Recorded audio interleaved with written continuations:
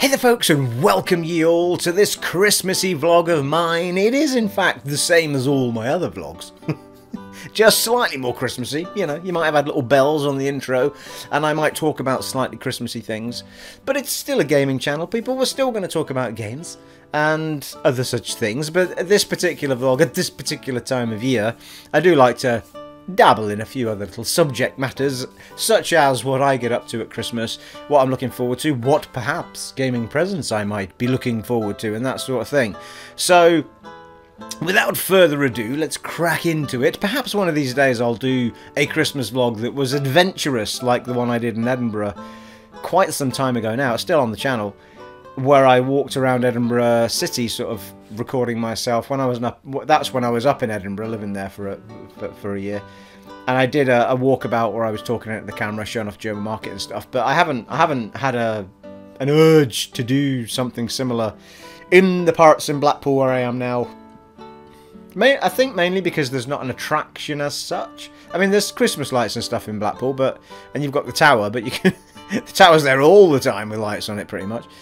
But so I haven't had the same inkling to go out and do such a thing. I did, which I'll talk about. Before I go further, actually, we will start this vlog by thanking the 50 odd people now that have subscribed to the channel since I just did a 1500 vlog. Thank you. And so I just wanted to say a big thank you to all of those people that have come and joined us on this journey of mine. You're all extremely welcome, and do leave comments for me. Talk to me, people. Talk to me. You know how I like you to talk to me. And you all get a reply, people. There's none of this me feeling all special malarkey. I will talk to you back. Sometimes it might just be an emoji, but other times it'll be a full sentence and everything. You will hear back from me, don't you worry about that. So if you have anything to say about anything I do, any vlogs, any gameplay, anything at all, talk to me. Talk to the other people in the community. We've got a great community of people in these here parts where I do reside, people. I'm telling you now, so talk to them all. So do feel free to leave comments about anything that I do, and especially at this time of year, people. We all want to feel all cuddly and cozy this time of year. Come on, leave some comments, people. But yeah, so thank you to all those people that have joined in the last, I think, well, I'm saying a week, it might have been a week and a bit, that I did the 1500 thank you for getting to 1500 subs. And on this little part-timey channel of mine, that's absolutely outstanding. And to get 50 more in the space of that time, I mean, God's sake, when I started this channel, if someone had told me I'd have 50 people at all, I'd have been like, what? Flagons up, people! And you're all thinking at this point, what, Steve, it's Thursday, it's a school night, mate, what are you doing? Yeah, well, I'm on holiday now, people. It's Christmas. My last day was today, though I was supposed to work tomorrow, and then, because I booked my, I work for an educational establishment, people, so we finish up for Christmas, and then you have a little lump of your holiday days needs to be used for certain days in between the 2 weeks over Christmas and New Year, but you get sort of in-service days, so you kind of get 10 days off, pretty much, I think it is, in the end. And so what I did was I lumped on, because we come back on the 2nd of January, but I'm going to be down somewhere else at that point, so and I'll talk about that in a minute, but so I thought, well, I can't be back for the 2nd, so I'll take some of my holiday time and I'll extend the break, so I'm not actually going to go back to work until the 7th. But that left me with exactly 3 weeks holiday for the rest of next, well, for next year up to July, because then we get my new holiday allocation. So that was great, that's all I need. And so I didn't want to take tomorrow off, which is technically a working day. But it dawned on me that we were given an extra day's holiday this year as a sort of bonus. And so I randomly tonight was like, oh, why don't I just use that? There's no point going in tomorrow. Now, the reason for that is because today, so my Christmas begins with this, people. And it's the same every year at this wonderful place where I work. And it's a great, it's an agricultural college. Well, to be fair, yes, it is an agricultural college, but it's a land-based college. But it does other things like sport. It does animal care. It does. I mean, it does a vast variety of courses. Now it's grown into something much more than it actually was established as. But it's because of its nature and because of what it was. It's near Preston, but it's in the country bit, and so it's in this beautiful bit of land where it's just sort of green all around it, you know. And the campus is absolutely gorgeous, and it's always had this sort of cozy community feel to it, even though it's grown and grown and grown. And you know, in many colleges you go to, just this big big stone building in the middle of a city somewhere. I mean, what we've actually got at the college that I'm at is this wonderful green, lush campus with, you know, nice woods and fields, horses. We've got equine arenas. We've got, I mean, it's just, you know, it's a glorious place to work. It has to be said. And every year we have the staff lunch. Now, most places have like a night out. I'm hugging this beer. I don't know why. Cheers, everyone. Most places have their regular Christmas night out. Well, we don't technically have a night out. We have a Christmas lunch every year. And it happens, usually, it nearly always happens on a day that's technically the day before the last day. So everyone ends up taking the last day as a day's holiday, because otherwise you have this big farewell to everyone and then you're back in the following day. But no one ever is in that following day. There's a few scattering people about. So anyway, so that was my fear when I got home from the do, because I never have a flagon or anything at the do, because I always drive to work anyway, because it's about 20-25 minutes from here. Clear road 20 minutes, but 25 normally. So there's no way that I'm going to be drinking and having to get cabs home and stuff, so I always drive. But anyway, so they put on this lush, massive, because we have the staff canteen, and it's a huge, like, really, it was a new building actually, it's only a few years old, brand new canteen, and they pack all of the, well, I say all of the staff.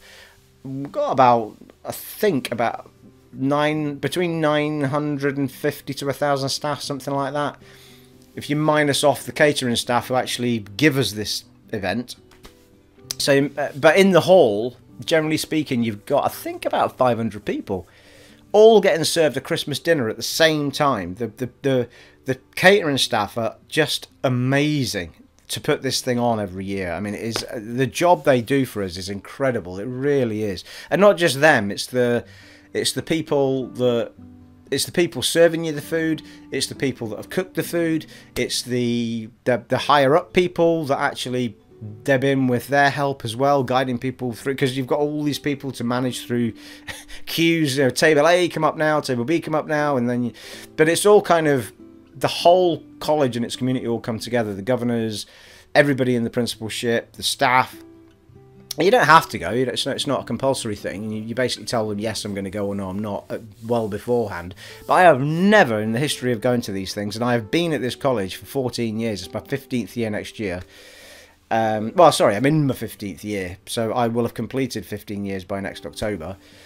And I've never seen that hall anything but completely full. I mean, it's just ram-packed every year.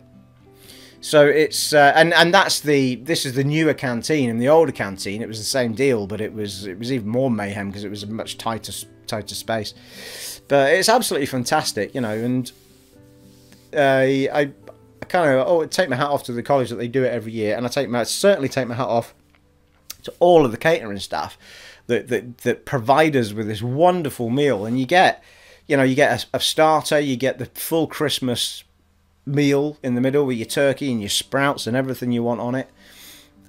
You get a choice of 2 puddings, you know, at the end. I think this year it was chocolate gâteau or Christmas pudding and custard or whatever it was.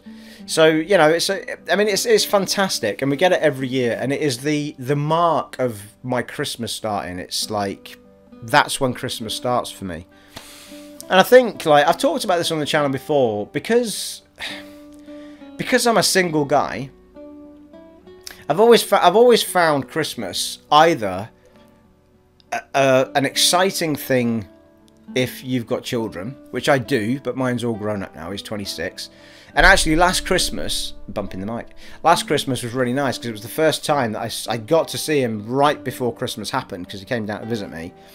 And usually it's got to this point where it's like, you know, here's 100 quid, go and get yourself whatever, you know, which I've been doing for years because we've never been together at Christmas. And it's always the best thing for him because it's like, well, get what you want with the money. So I hadn't had this sort of unwrapping moment with him for a long time. But last year, I still gave him his money. But because he managed to come down, I thought, oh, I'm going to get him some, you know, sort of geeky bits and stuff that he can unwrap when he comes down. This was like a week before Christmas, I think, something like that. So it was the first time in ages that I'd got to actually have a Christmassy moment. I had, like, you know, the thing, the lights and everything I showed you in the last vlog, they were all out with all the little presents were under the, well, beside that tree, around it. So we had this night.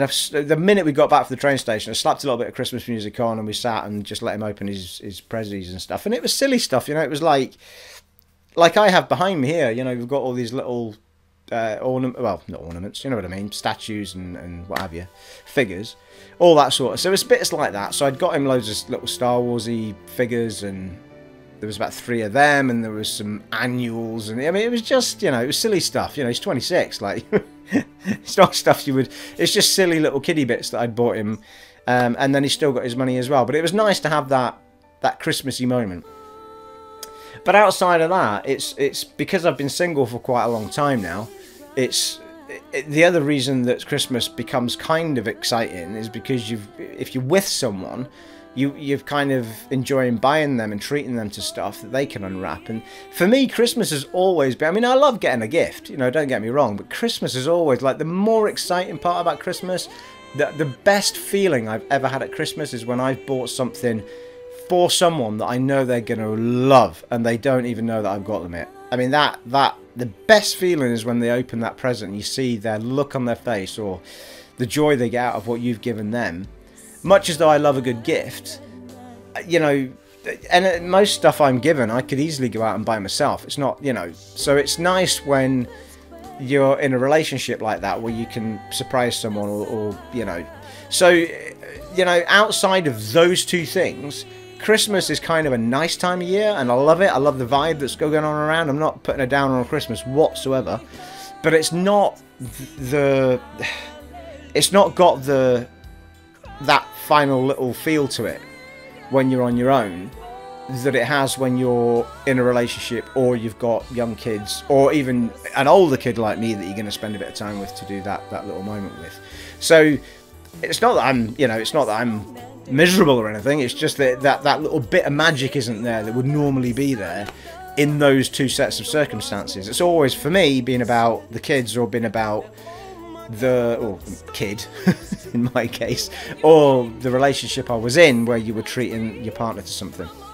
So, you know, so there's that. It's nice to have that thing at work where we've got the Christmas lunch, and I get to talk to, you know, a lot, because of what I do. Like, back in the day, I was actually an IT person, so I was always out fixing computers and seeing people and meeting people, and you know, I knew who everybody was pretty much in the college by looking at them. But for the last 11 years I think now, being a programmer, you don't go out and do that sort of stuff. You're in the office all the time coding away, so you get to know and see specific people that you're working on a project with, rather than a bit of everybody who's got a computer problem. So, you know, it's a little bit different when you look around the room and you go, God, who are these people? But it's nice when you get there, because you can mingle a bit and see these faces, and you also get to see the faces that you do know that you might not have seen in general working environment if you've not been working on a project with them, or just in general catch up with friends and chat away to them. It's, you know, so it has got a really good vibe to it, the whole Christmas meal. So it's nice to start my Christmas off with that. And so from this point on, I rambled on a bit there, people, but you know I love to. From this point on, my Christmas involves a lot of chilling out, because I don't have any wrapping to do. I did all the card writing, that's all done, and the cards I needed to send were sent. The cards I needed to give at work were given. Well, not needed, wanted to give at work were given. And so I don't have any wrapping to do because there's, you know, my dad, who I will be spending Christmas Day with, which was about to get to that. So I will spend Christmas Day with my dad, but I already treated him to... He had the... He loves music, my dad. He's got this massive collection of music, and he continues to add to it all the time. But he had all of these different ways of listening to music, and none of them combined. You know, it was like, oh, well, I listened to that on the stereo because that's vinyl that I bought, and that goes on the, you know. So he's got his vinyl collection going again. So he's got his vinyls playing on the record deck. They come through the expensive hi-fi with the expensive speakers. But then because he's not got any music coming from the iTunes on our computer or anything, so anything that's sort of digitally downloaded comes from the phone, and the phone was playing to, it was some like Bluetooth speaker thing that he'd bought at some point with my mum that was sat there, and the sound out of it was fine, to be fair, but it wasn't anything like the stereo sound. So anyway, long story short, I bought him a Bluetooth, I'm going to get the wording wrong here, it was a Bluetooth AV, what am I trying to say, people? It was an audio device that you plug into the back of the amp. A Bluetooth device. You plug it into the red white sockets at the back of the amp, and it syncs with the phone, and you can play the phone directly to that, and it comes out his big expensive speakers through the big expensive amp. So he's been absolutely delighted with that, and it was only like 10 quid. You know, it was like well, 15 quid with the carriage, because we wanted to get it as quickly as possible. And the only thing with it is you need to charge it every, I think it's 60 hours or something. I think it was 60 hours, but it was 10 quid from Amazon. Anyone wants to know what it was, let me know. But it had really, really good reviews on it. It was like, there was a huge amount of reviews on it, and it had 4 out of 5 stars, which is pretty much 5 stars, because there's always a couple of people being tossers, isn't there? That's how it works, people, you know what I mean? It's like someone will have given it 1 star because it arrived a day late. It's like, well, that's not a bloody review of the product, you muppet. You know what I mean? Thirsty work. I put the heating on earlier. I'm absolutely roasting. I haven't got my hat on. So he has that. And I might give him a little bit of money to get himself some music with. So there's no rapping involved in that. So, yeah. So my Christmas is now chill out. And on Christmas Day, I'll go around to my dad's at early afternoon, maybe 2 o'clock, something like that, and enjoy the whole of the afternoon and the evening with him. And we'll have my dad's a good little cook, to be fair to him, and we will have the full Christmas dinner. We've already bought all the bits in. We got all the bits last weekend, bar the turkey, which he picked up yesterday because they didn't have the turkeys in yet last Saturday. So that's all ready to rumble, people. He just needs to go up to Mark's, and because he's got a Mark's just around the corner, and the only reason for that is because it's a hospital, so he's got they've got like a shopping complex in it which has got a Marks and Spencer's food bit in it. So he can walk around there and pick up the veg at the last minute and have it all nice and fresh. So that needs picked up. But other than that, we've got the whole Christmas dinner sorted out, and we'll sit and watch all the Christmas TV and all that malarkey. So I'm really looking forward to that. So really nice. Obviously, as anyone knows who's been following me for ages, we lost my mum a year and a little bit ago. So this is our second Christmas without her. Last year was the first. And last year was a tough one. You know, it was only end of August that we lost her. So, you know, a few months in, and you've got like an occasion like Christmas. Christmas is probably the worst emotional one to deal with when you're dealing with grief. There's so many memories connected to Christmas that it just all comes like, you know. But we're a lot further on than we were last year, but it's inevitable that at that point of the year that things kind of they just feel a little bit more close at home again. But you know, I'm super glad that me and my dad have got each other as close together as we are. I mean, I'm literally 5 minutes away from him in the car. So, you know, at any given time we can just be with each other if we need to. But, you know, he knows I'm there on Christmas Day. And this year is my brother's 50th birthday. So we are going down on New Year's Eve, his birthday is. So we are going down to Poole, which I think I mentioned in the last vlog, which is a very, very posh little place.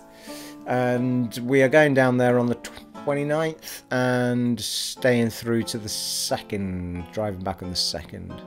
So that's New Year sorted out. So that's pretty much, you know, and that's going to be great because I'm not seeing my big bro in ages. So I'm looking forward to getting a few days down there, looking forward to enjoying his birthday with him.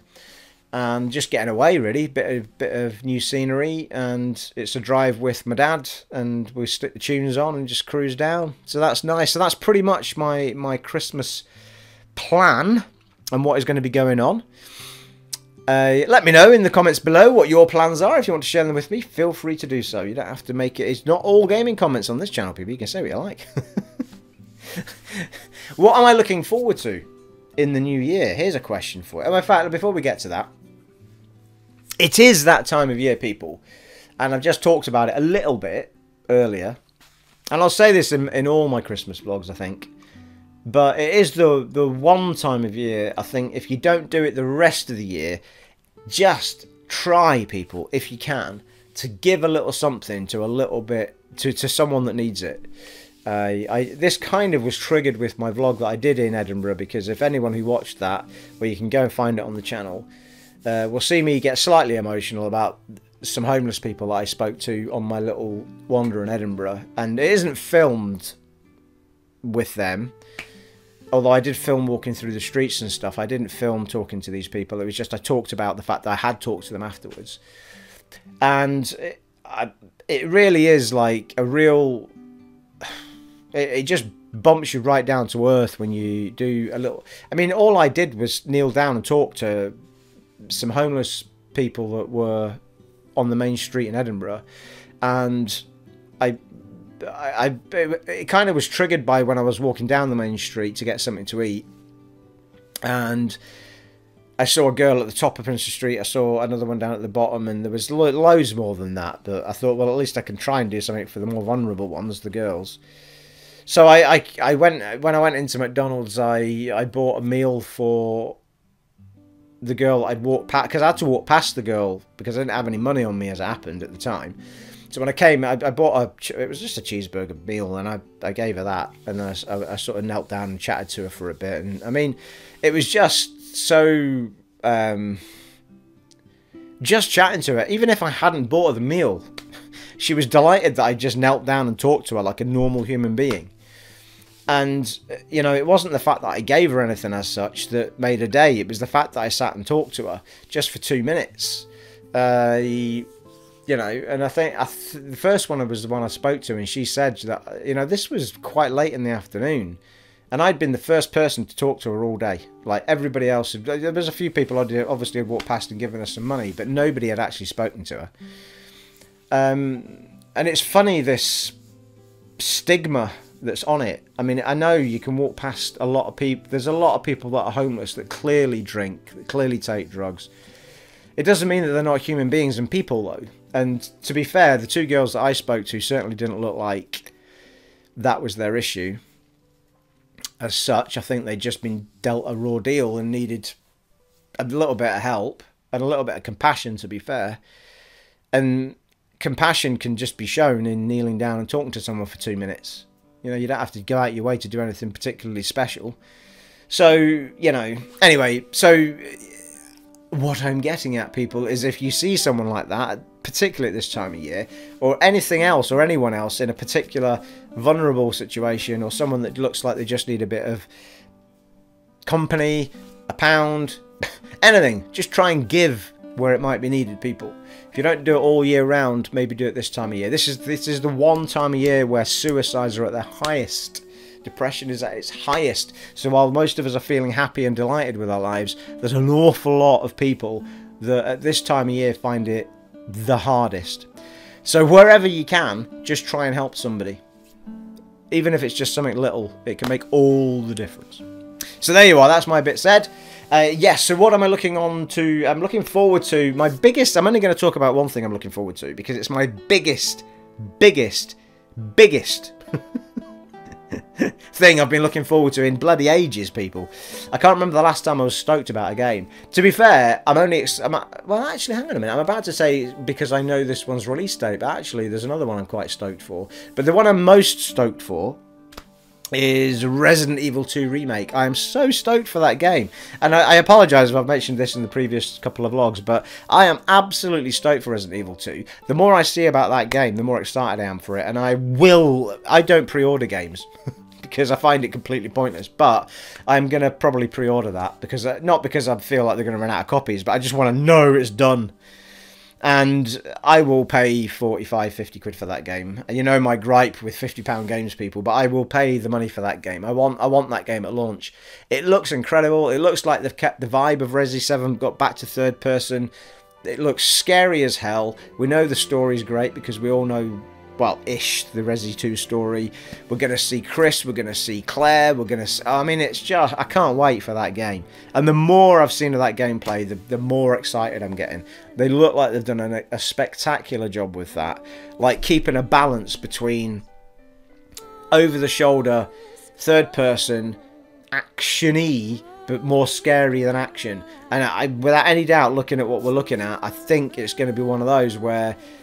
It's, well, like The Last of Us, I guess, and like the early Resis in, although their action was a bit shit, the whole point was you only had limited resources. So I think that looks like what it's going to be here. And that's exactly what it was with The Last of Us, to be fair. You know, it was like the action was great, but you had to really think about how you were going to spend your ammo and all that sort of stuff. And I think it's even more so with Resi, it's a bit different because you don't have the stealthy element to that, whereas with The Last of Us you can kind of try and sneak up and, you know, shiv stuff or whatever. So yeah, I'm really looking forward to it. I think it's going to be a real treat, that game. And I think it might be the beginnings of where we're going to be seeing Resi from now on, getting back to that scary and keeping that scary vibe as they've got with 7. But interesting to see if they decide to do Resi 8, if that ever comes along, in first or third person. But I feel like the point of Resi 7 was a stamp to say, no, we're going back to horror. We're coming away from that action. Because the minute they went over the shoulder with Resi 5, you kind of got that... It became more about the action than it did about the horror. Any point after that. 5 kind of worked. Any point after that. 6, well, to be fair, there was only 6. But 6 went really... Well, a couple of the stories were really good, but yeah, it went very actiony. Jesus Christ. One of them looked more like bloody Gears of War than it did Resi. But Resi 5 was kind of the launch pad for... Sorry, I'm getting them all mixed up. No, Resi 4 was the first one, wasn't it? Over-the-shoulder action. And then Resi 5 was the one where there was no bloody... There was nothing at night. It was all during the day. And much as though it was a good enough game, it wasn't... It was more action than it was horror. And then it was even worse in 6. So we've got 2 games that were more about action than they were about horror. And Resi 7 was the stamp that said, no, we're going back to horror. And I think with that, they've now done the remake of Resi 2, which people were shouting for, and stamped a horror mark on that as well. Alright, we're going back to third person, but we're still going to scare the shit out of you. And I hope what they've done there is with Resi 8, it will be a case of, yeah, we're keeping that vibe, we're keeping that horror vibe, but we're going to stay with over-the-shoulder third person. I'm hoping that 7 was just a case of, we're doing it first person to trying to get into that we are all about the horror, like, outlook kind of was. And, you know what I'm saying, people. So, yeah, so I'm hoping we stick with the third person. Because for me, much as though I love Resi 7, and it felt like a Resi game eventually, it kind of... I really want a Resi game to be third person. So, here's hoping, people. Fingers crossed. Having said all of that, and I was about to say it's the only game I'm kind of stoked about, because that is out end of January. I think it might be the 25th, don't quote me on it, but it's around that point. But I was about to say I can't get excited about all the other stuff that I should be excited for, because we have launch dates for them, like The Last of Us 2 and Days Gone and blah. But actually, Days Gone has got a date, and it's in February, I think. So I am a little bit stoked about it, but not quite as stoked as Resi, because obviously we don't... Days Gone for me is the kind of a game I've been waiting for ages, because I wanted a game that was...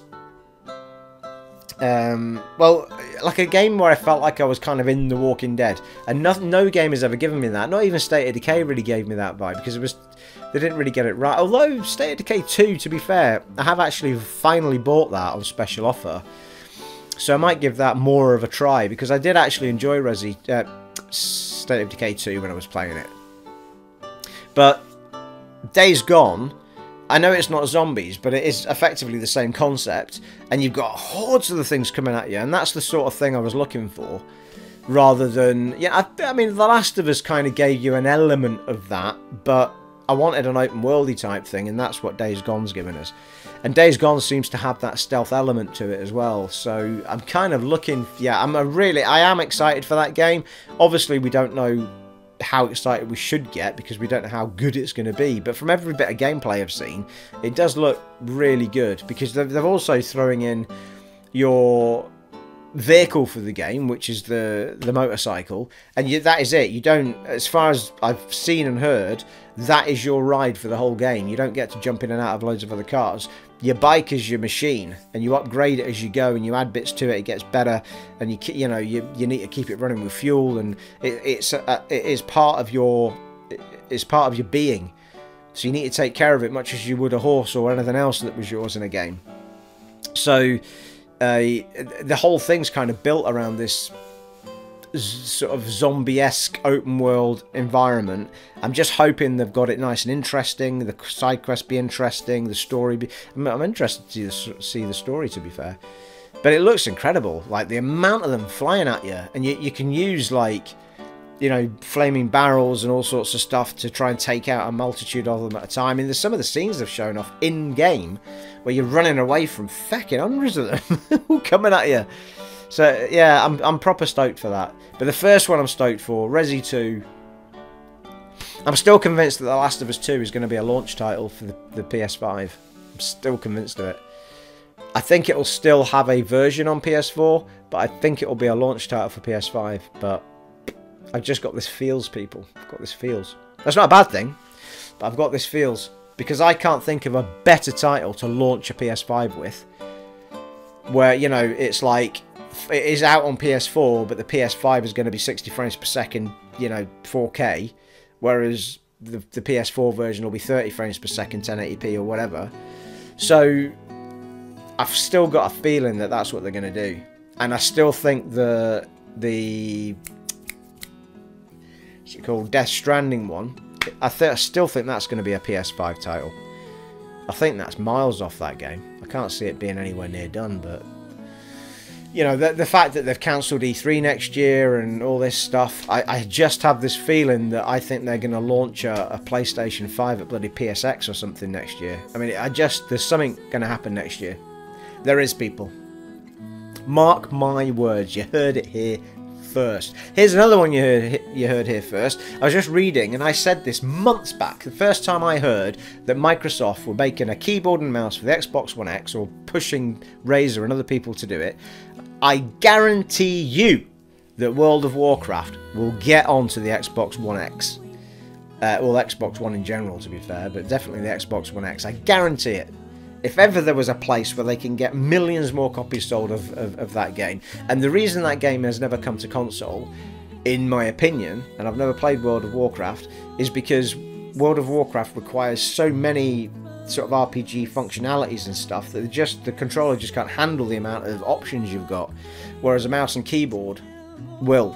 So I've never heard anything of the... no one's ever mentioned it. I haven't seen anyone else say this, but I am convinced that World of Warcraft is going to end up on the Xbox.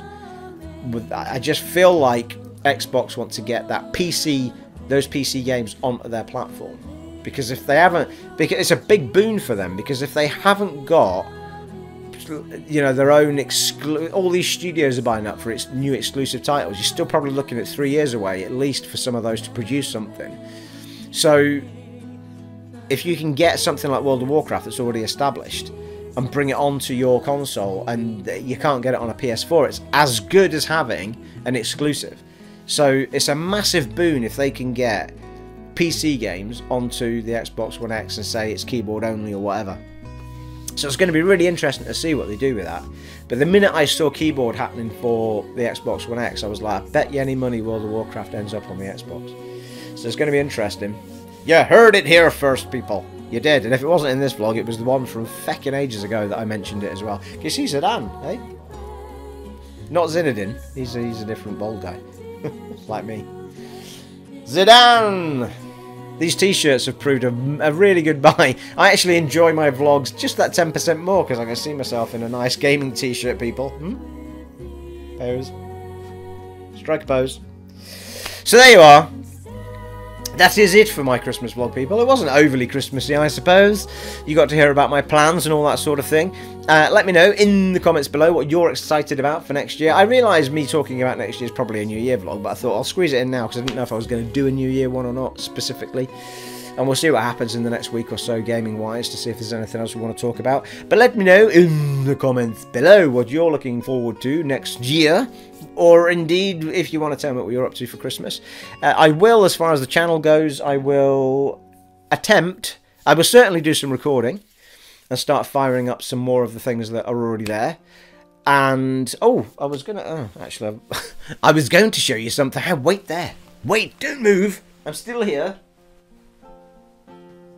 This arrived, people. This arrived. Hello. This arrived. My Christmas present from my son.